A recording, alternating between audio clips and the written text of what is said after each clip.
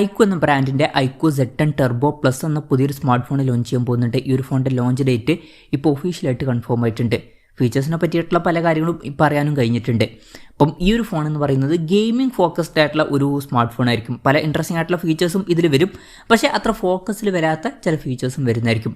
എന്തായാലും ഈ ഒരു വീഡിയോയിൽ നമ്മൾ നോക്കാൻ പോകുന്നത് ഐക്യു Z10 ടർബോ പ്ലസ് എന്നുള്ള സ്മാർട്ട് ഫോണിനെ പറ്റിയിട്ടാണ്. പിന്നെ വീഡിയോ തുടങ്ങുന്നതിന് മുമ്പ് പറയാനുള്ളൊരു കാര്യം എന്താ വെച്ചാൽ, ഇതുപോലെ നിങ്ങളുടെ സ്വന്തം ഫോട്ടോ അല്ലെങ്കിൽ നിങ്ങൾക്ക് ഇഷ്ടപ്പെട്ട ഡിസൈൻ പ്രിന്റ് ചെയ്തിട്ടുള്ള മൊബൈൽ കേസുകൾ അഫോർഡബിൾ ആയിട്ടുള്ള പ്രൈസ് റേഞ്ചിൽ വേണം എന്നുണ്ടെങ്കിൽ ഇവിടെ ഒരു വാട്സപ്പ് നമ്പർ കൊടുക്കുന്നുണ്ട്. താഴെ ഡിസ്ക്രിപ്ഷനിലും കമന്റ് ബോക്സിലും ആ ഒരു വാട്സപ്പ് നമ്പർ കാണാം, നിങ്ങൾക്ക് കോൺടാക്ട് ചെയ്യാവുന്നതാണ്. ഇപ്പം ആദ്യം നമ്മൾ ഫീച്ചേഴ്സും കാര്യങ്ങളൊക്കെ നോക്കുകയാണെന്നുണ്ടെങ്കിൽ ഈ ഒരു ഫോണിൻ്റെ മെയിനായിട്ടുള്ള ഫോക്കസ് എന്ന് പറയുന്നത് പെർഫോമൻസും ഗെയിമിംഗ് ആയിരിക്കും. ഇതിൽ MediaTek Dimensity 9400+ എന്ന പ്രോസസ്സർ വരുന്നതായിരിക്കും. അപ്പം ഈ ഒരു പ്രോസസ്സർ എന്ന് പറയുന്നത് MediaTekൻ്റെ ഫ്ലാഗ്ഷിപ്പ് ലെവലിൽ വരുന്ന പ്രോസസ്സറാണ്. അപ്പം ഏറ്റവും ബെസ്റ്റ് ആയിട്ടുള്ള മികച്ചൊരു പെർഫോമൻസ് തന്നെ ഇതിൽ ലഭിക്കുന്നതായിരിക്കും. പിന്നെ പെർഫോമൻസ് ഒന്നും കൂടി ബെറ്റർ ആക്കാൻ വേണ്ടിയിട്ട് ഒരു Q2 ഗെയിമിംഗ് ചിപ്പ് ഇതിൽ സെപ്പറേറ്റ് വേറെ വരുന്നതായിരിക്കും. പിന്നെ 5G സപ്പോർട്ടും കാര്യങ്ങളൊക്കെ ഇതിൽ വരും. ഈ ഒരു ഫോണിൽ 16 GB റാം വരെ വരുന്നതായിരിക്കും. LPDDR5Xൻ്റെ റാമും UFS 4.0 സ്റ്റോറേജ് ടൈപ്പും കാര്യങ്ങളൊക്കെ ഇതിൽ വരും. പിന്നെ ഫോൺ വെട്ടനീറ്റായിരിക്കാൻ വേണ്ടിയിട്ട് വേപ്പർ ചേമ്പർ കൂളിംഗ് ഇതിൽ വരുന്നതായിരിക്കും. ഏരിയ വരിക 7000 mm² ആയിരിക്കും. അപ്പം അത്യാവശ്യം നല്ലൊരു പെർഫോമൻസ് ഇതിൽ ലഭിക്കും. അത് മാത്രമായിരിക്കില്ല ഇതിൻ്റെ ഹൈലൈറ്റ് ആയിട്ടുള്ള ഫീച്ചർ. പിന്നെ ബാറ്ററി കൂടി ഹൈലൈറ്റ് ആയിട്ടുള്ള ഒരു കാര്യമായിരിക്കും. ഈ ഒരു ഫോണിൽ 8000 mAh ബാറ്ററി വരും. അപ്പം വളരെ കൂടിയൊരു ബാറ്ററി കപ്പാസിറ്റി ഇതിൽ വരും. അതും എടുത്തു പറയേണ്ട ഒരു കാര്യമാണ്. 90 വാട്ടിൻ്റെ ഫാസ്റ്റ് ചാർജ് സപ്പോർട്ടും ഇതിൽ വരുന്നതായിരിക്കും. അപ്പം മികച്ചൊരു ചാർജിങ് സ്പീഡും ഇതിൽ വരും. പിന്നെ Type-C ചാർജിംഗ് പോർട്ടും ഇതിൽ വരുന്നതായിരിക്കും. അപ്പം മികച്ചൊരു ബാറ്ററി സെറ്റപ്പും ഇതിൽ വന്നേക്കാം. ഇനി ഡിസ്പ്ലേയുടെ കാര്യത്തിൽ 6.7 ഇഞ്ചിൻ്റെ 1.5K റെസൊല്യൂഷനിൽ വരുന്ന ഡിസ്പ്ലേ ആയിരിക്കും ഇതിൽ വരിക. ഫുൾ HD റെസൊല്യൂഷനേക്കാളും ബെറ്റർ ആയിട്ടുള്ള റെസൊല്യൂഷൻ വരും. AMOLED ഡിസ്പ്ലേയുമായിട്ടായിരിക്കും ഈ ഒരു സ്മാർട്ട് ഫോൺ വരിക. പഞ്ചോൾ ഡിസൈൻ വരും. പഞ്ചോൾ വരിക ടോപ്പ് സെൻറ്റർ ഭാഗത്തായിട്ടായിരിക്കും. 144 ഹെർട്സിൻ്റെ റിഫ്രഷ് റേറ്റ് ഇതിൽ സപ്പോർട്ട് ചെയ്യുന്നതായിരിക്കും.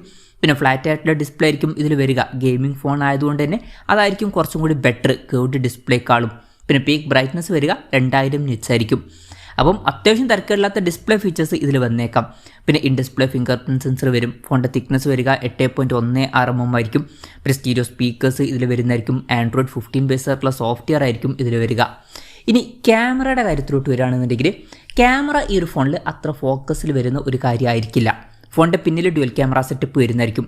50 MP Sony LYT600 main camera sensor ആയിരിക്കും ഇതിൽ വരിക. OSൻ്റെ സപ്പോർട്ട് വരും. 8 MP അൾട്രാ വൈഡ് ആംഗിൾ ലെൻസും വരുന്നതായിരിക്കും. പിന്നെ ഫ്രണ്ടിൽ 16 MP സെൽഫി ക്യാമറയും വരുന്നതായിരിക്കും. ഇത് തിരക്കേടില്ലാത്തൊരു ക്യാമറ സ്പെസിഫിക്കേഷൻ എന്ന് പറയാം, പക്ഷെ അത്ര മികച്ചത് എന്ന് പറയാൻ പറ്റില്ല. അപ്പം ഇതിൽ ടെലിഫോട്ടോ ലെൻസ് ഒന്നും ഉണ്ടാവില്ല. പൊതുവേ 30,000 രൂപയ്ക്ക് മുകളിൽ വരുന്ന ഫോണുകളിലൊക്കെ ടെലിഫോട്ടോ ലെൻസ് ഒക്കെ ഉണ്ടാവാറുണ്ട്, പക്ഷേ ഇതിലത് വന്നോളണം എന്നില്ല. പിന്നെ നേരത്തെ പറഞ്ഞ പോലെ ഇത് ഗെയിമിംഗ് ഫോക്കസ്ഡ് ആയിട്ടുള്ള ഫോണാണ്, അല്ലാതെ ക്യാമറ ഫോക്കസ്ഡ് ആയിട്ടുള്ള ഫോണല്ല. എന്നാലും അത്യാവശ്യം തിരക്കേടില്ലാത്തൊരു ക്യാമറ പെർഫോമൻസ് ഇതിൽ കിട്ടേണ്ടതാണ്. അപ്പം ഇതൊക്കെയാണ് മൊത്തത്തിൽ ഫീച്ചേഴ്സിനെ പറ്റി പറയാനുള്ള കാര്യങ്ങൾ. ഇനി ലോഞ്ച് ഡേറ്റിൻ്റെ കാര്യം പറയുകയാണെന്നുണ്ടെങ്കിൽ August 7 ഈ സ്മാർട്ട് ഫോൺ ലോഞ്ച് ചെയ്യാൻ പോകുന്നത്. പക്ഷേ ആ ഒരു ദിവസം ഈ ഒരു സ്മാർട്ട് ഫോൺ ഇന്ത്യൻ മാർക്കറ്റിൽ ലോഞ്ച് ചെയ്യില്ല. ആ ഒരു ദിവസം ചൈനീസ് മാർക്കറ്റിലായിരിക്കും ഈ ഫോൺ ലോഞ്ച് ചെയ്യുക. ചൈനീസ് മാർക്കറ്റിലെ ഈ ഫോണിൻ്റെ ലോഞ്ച് ഡേറ്റ് ഇപ്പോൾ ഒഫീഷ്യലായിട്ട് കൺഫേം ആയിട്ടുണ്ട്. ഇനി ഇന്ത്യയിൽ ലോഞ്ച് ചെയ്യുമെന്ന് വെച്ചാൽ ചിലപ്പോൾ ലോഞ്ച് ചെയ്തേക്കാം, പക്ഷേ അതിനെ പറ്റിയിട്ടുള്ള ന്യൂസുകളൊന്നും ഇപ്പം പുറത്ത് വന്നിട്ടില്ല. അതിനെ പറ്റിയിട്ടുള്ള ന്യൂസുകളൊക്കെ വരുമ്പോൾ അതിനെ പറ്റിയിട്ടുള്ള വീഡിയോസൊക്കെ നമ്മൾ ചെയ്യുന്നതായിരിക്കും. അപ്പം അതുപോലുള്ള വീഡിയോസ് കാണാൻ താല്പര്യമുണ്ടെന്നുണ്ടെങ്കിൽ ഈ ചാനൽ സബ്സ്ക്രൈബ് ചെയ്യാവുന്നതാണ്. പിന്നെ വിലയുടെ കാര്യം പറയുകയാണെന്നുണ്ടെങ്കിൽ അതിനെ പറ്റിയിട്ടുള്ള കാര്യങ്ങളൊന്നും ഇപ്പം പറയാൻ കഴിഞ്ഞിട്ടില്ല. എന്നാലും നമ്മുടെ എക്സ്പെക്റ്റേഷൻ പറയുകയാണെന്നുണ്ടെങ്കിൽ ഇന്ത്യൻ മാർക്കറ്റിൽ ഈ ഫോൺ ലോഞ്ച് ചെയ്യുകയാണെന്നുണ്ടെങ്കിൽ നമുക്ക് ഒരു 40,000-45,000 രൂപ പ്രൈസ് റേഞ്ചിലായിട്ട് എക്സ്പെക്റ്റ് ചെയ്യാവുന്നതാണ്. ചൈനീസ് മാർക്കറ്റിൽ അങ്ങനെ ആയിരിക്കില്ല, കുറച്ചും കൂടി കുറഞ്ഞൊരു പ്രൈസ് റേഞ്ചിൽ ഈ ഫോൺ ലോഞ്ച് ചെയ്തേക്കാം. ഒരു 30,000 രൂപ പ്രൈസ് റേഞ്ചിൽ അല്ലെങ്കിൽ അതിനേക്കാൾ കുറച്ചും കൂടി കുറഞ്ഞൊരു പ്രൈസ് റേഞ്ചിലൊക്കെ ആയിട്ട് വരെ ഈ ഫോണിൻ്റെ വില എത്തിയേക്കാം. കൺഫർമേഷൻസ് ഒന്നുമില്ല, ജസ്റ്റ് നമ്മുടെ എക്സ്പെക്റ്റേഷൻ പറഞ്ഞു എന്നേ ഉള്ളൂ.